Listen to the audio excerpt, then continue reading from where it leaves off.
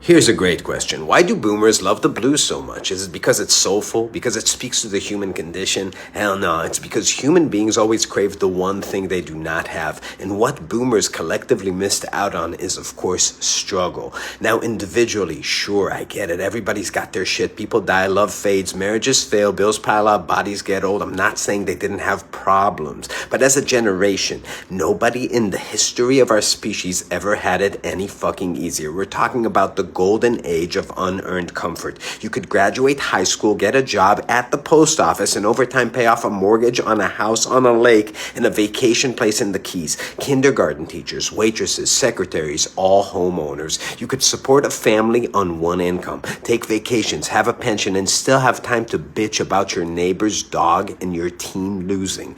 Boomers trusted everything. The government, the church, the schools. They fed their kids junk food. McDonald's was a part of the food pyramid, and they thought it was genuinely good for you, that it was healthy. They used the TV as a babysitter and call it educational programming and never lost a wink of sleep over it ever. And at the end of a perfect suburban day, they'd crack open a beer, light up a joint with the weakest weed imaginable, sink into a lazy boy that they bought off of the Home Shopping Network, and start grooving to some old black guy whose dad picked cotton for a living, that grew up in a shed singing about pain, poverty, and despair. And instead of thinking, damn, I'm so lucky, it's amazing how this music helps this man carry an impossible burden through the power of catharsis, they thought, I need a Fender. They felt inspired to buy a guitar and start bending strings, like they had this well of deep pain inside of them too. And after learning one A minor pentatonic box, they got online and started preaching about minimalism, soul, and feel.